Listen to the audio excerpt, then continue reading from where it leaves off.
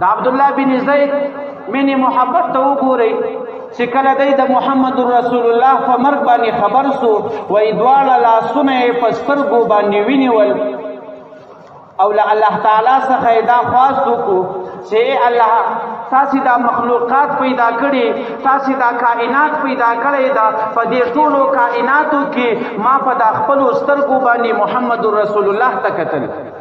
لیکن نن چې محمد رسول الله له دنیا څخه رحلت وکړي ما ته دا مناسبه نه ده چې په دغو سترګو باندې بیا زه بل چاته وګورم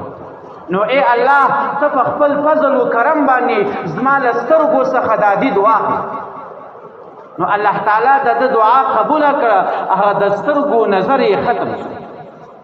له هغه وروسته بیا په مخلوقاتو کې په ټول کائنات کې د بل چاته نه دي کتلی د محمد رسول الله سره یې دومره مینه محبت وه